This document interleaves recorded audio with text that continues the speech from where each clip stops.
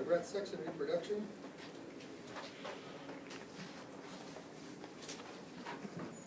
Most animals have an estrous cycle. That includes most primates. We don't have an estrous cycle. We have a monthly cycle that coincides more or less with the moon. 28 days, more or less. It can vary. It can vary anywhere from 21 to 35 days. Depends on the woman.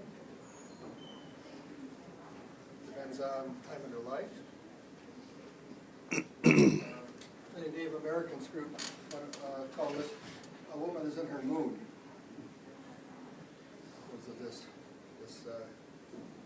menstrual cycle. Humans have concealed ovulation. If we look at chimpanzees, when a female chimpanzee is ovulating, if you miss it, you're blind. The back end swells up about that far, and it's a hot pink. And it's quite obvious that this female is ready for motherhood if she so cares to have that. Humans don't have that. Now there is some color changes during the menstrual cycle, but it's not very obvious. You have to really look carefully to see the differences.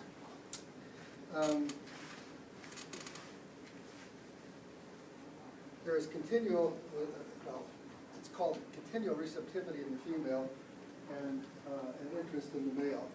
Well, this just means that couples have intercourse on a regular basis, whatever that regular basis is for them. One of my friends, Don Johansson, got into a little trouble some years ago when, well, actually he was what's his name from Ohio? I'll think of it later. Anyway, he was writing an article in Science about the origin of human society, and in the article he stated that human females are continually sexually receptive, and then it had a little number, and you went to the back of the thing. It's the Donald Johansson personal communication, and he got into a lot of trouble for that. You know, not too scientific stuff like that. We have this continual receptivity, depending on the couple and their tastes. When we talk about coitus and mating pattern, growing closer. This is having intercourse on a regular basis. Grows couples closer if they are in good standing with each other. We have single birds, and we have difficult birds.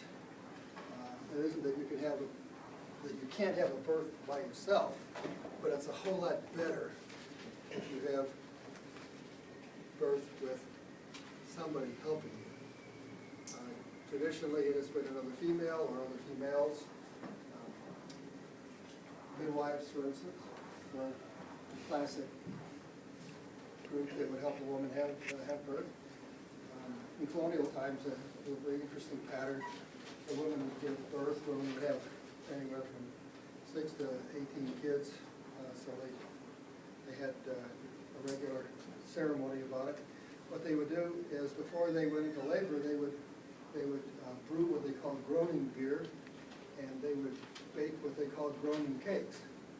And when they went into labor, they would call their friends in, and the midwife. And the midwife would be present, and their friends would be present, and they would just have a party. And her friends would just eat the cakes and drink the beer, and encourage her during the labor. And that's how colonial, those fussy Puritans used to do it. And of course, the boys were told to scat. Boys were not allowed. The husband and everybody, all the only other males in the family were just told to get out of the house, go do something, go be useful somewhere. Social. Pardon? With the local pub. Yes, I believe that's what they would probably do. Go to the local pub and drink because they'd be too nervous to be there. Yeah, expectant fathers are extremely nervous. We're just a pain in the neck. Anyway, social structure. We're already talking about social structure. To some degree, it is complex in primates. it is even more complex in humans. We have more complexity in hunting and gathering groups than we have in any of the primates. And then when we get up to different levels of organization, where you have not just the local group, well, even in hunting and gathering groups, you've got the group that you go back to every night, and you ordinarily have a tribe. That's the number, that the people who speak the same language, and that's usually anywhere from 400 to 1,200 people. And that's about as complex as it gets. And every year or 2 or 10, whatever conditions were allowable in terms of food, etc., we get together for an annual or semi-annual feast. A lot of discussion about what is the family, and this is quite culture specific. In our very mobile culture, we have degenerated to the point of sort of pre-hunter and gatherer. The family is basically mom, dad, and the kids, or mom and the kids, or dad and the kids. For most traditional peoples, that is absolutely ridiculous. Family is family. It is mom, dad, brothers, sisters, grandparents, grandkids. It is la familia. And also, there are often extra familial links, like clans. You may not even know some of the people in your clan, but you're allied with them. And for instance, if you go from place to place in the Southwest, from Pueblo to Pueblo, and go into a place of, who are you, who you're related to, what's your clan? If Dene people, Navajo people meet, that's what their two clans are. They have clan affiliation from their father and from their mother, though they are matrilineal. But this is your big clan. If you go to Scotland back in the old days, you were MacDonald. You were welcome anywhere where the MacDonalds or the McGeeans or their allies were found. If you wandered into a Campbell camp, of course you were not in very good shape. They might just give you a nice meal, let you sleep there, and then kill you in the morning. And vice versa. Campbells were not too lucky with McDonald's. Those two families did not get along very well. But within their clans, you were McDonald, you were McDonald, et cetera, et cetera. So, what is family? It's very culture specific.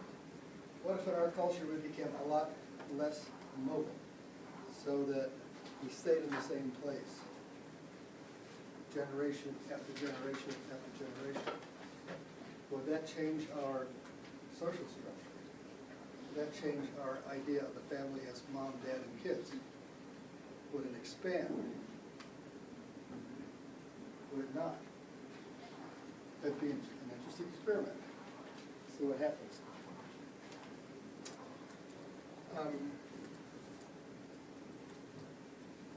Owning mates. What we talked about.